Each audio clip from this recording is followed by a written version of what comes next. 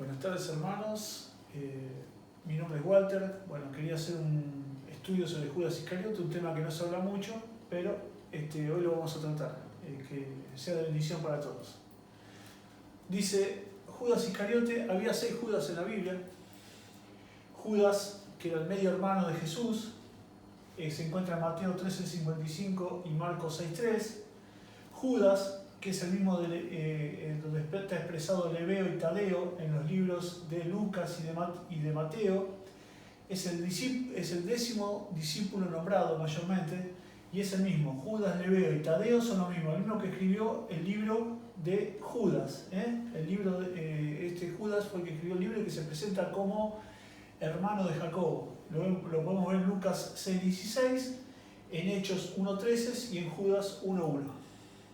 Judas el Galileo, en Hechos 5:37, Judas que hospedó a Pablo en el momento que Pablo quedó ciego, y Judas por sobrenombre Barsabás, lo vemos en Hechos 15, 22 y 32. Esto es una obra pictórica de Judas. Judas Iscariote era de Queriot, de Judea, el único apóstol que era judío, que provenía de Judea, posteriormente tierra de Judá, posterior a Salomón. No se sabe si era de Queriot, no se sabe si era de la tribu de Issacar, algunos dicen que sí, pero no estaba comprobado. Y su padre era Simón Iscariot, que está en Juan 6:71, y Siborea era su madre. Esto no está en la Biblia, está en los libros históricos, en los libros de historia. Muy preparado y estudiado, quizás fue el apóstol más preparado de todos, y los demás apóstoles, casi todos, todos los 11 restantes eran de Galilea. Él era el hijo de perdición. En Juan 17 dice que él oró por todos los apóstoles y por los discípulos, y dijo el Señor que Padre, no he perdido a ninguno de estos que me has confiado, excepto el hijo de perdición. Él llevaba la bolsa del dinero, era el tesorero y robaba de la bolsa. Lo dice claramente en Juan 12:6.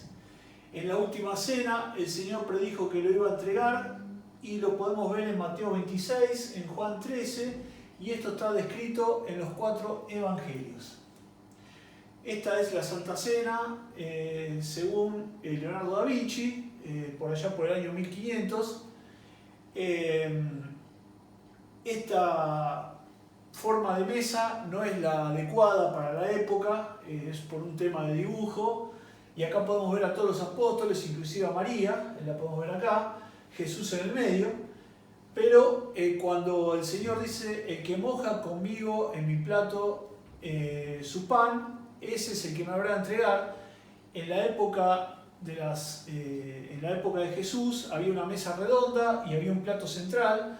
Ese plato central tenía un disco de cobre en la parte inferior, y todos mojaban con un pan fino, mojaban la salsa en ese plato central, y de ahí lo llevaban cada uno a su plato. Por eso dice: aquel que moja conmigo el pan en mi plato. Y le preguntan: ¿quién te habrá entregado? Pues no sabían quién. Bueno, porque todos estaban mojando en el mismo plato. No es que mojaban el plato de Jesús, sino que mojaban un plato central y después lo llevaba cada uno a su plato. Judas fue entregado por 30 piezas de plata al Sanedrín, que era donde estaban los sumos sacerdotes y donde estaban los demás sacerdotes, estaban todos, y fueron los que luego enjuiciaron al Señor y lo envían a la cruz. El valor era de 60, más o menos, entre 60 y 400 dólares al día de hoy. Eso es el valor de las 30 piezas de plata. Los 30 denarios posiblemente hayan sido 30 denarios romanos, que pesaban aproximadamente 120 gramos de plata refinada. Podrían haber sido 30 ciclos de plata de Tiro, que son 400 gramos de plata con algunos otros metales. O 30 estateros de Antioquía, que también por un peso de 420 gramos. O 30 tetradramas, 420 gramos de plata también, los tetradramas, que también eran romanos.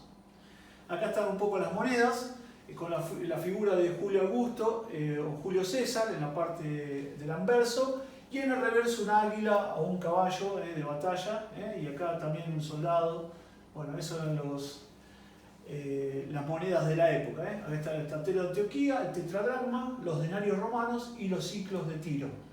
Fíjense que se acuñaban prácticamente a mano, o sea, eran todas a mano, así que un trabajo bastante arduo. Era el valor de una jornada de trabajo según Zacarías, o el valor de un esclavo asesinado según Éxodo.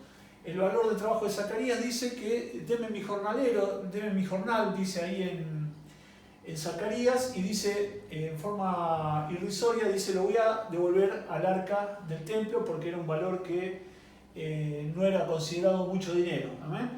Y el valor de un al arca, digamos, del templo. Por eso después no devuelven el dinero al arca.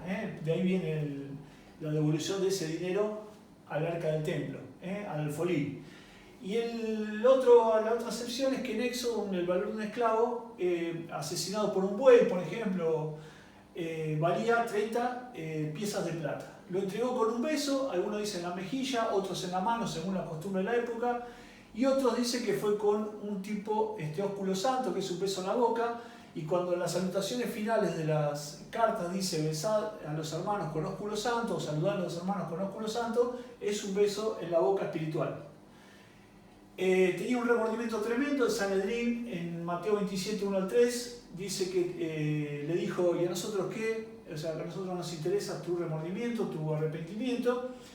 Y dice que en la bronca, en esa angustia que tenía, arrojó las 30 piezas de plata en el suelo del templo. Él las arrojó, las tiró.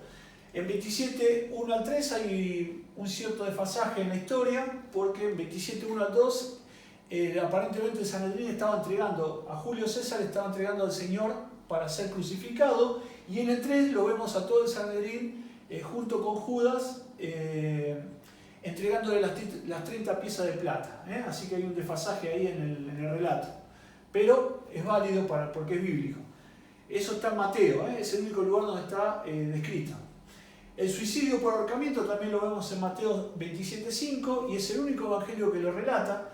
Tiene mucha similitud a la historia de David con Ahitofel en 2 Samuel 17:23, porque lo primero que llama la atención es que solamente está descrito en Mateo y no en los otros evangelios.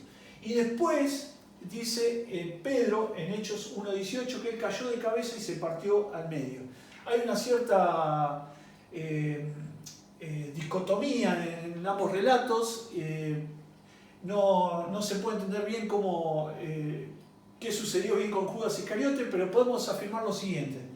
Él aparentemente se ahorcó en un árbol alto, porque no había árboles tan altos en esa zona, pero se ahorcó y aparentemente cayó y pega con los pies y se cae de cabeza hacia adelante, y sus entrañas dice que se desparramaron por el piso porque se parte al medio.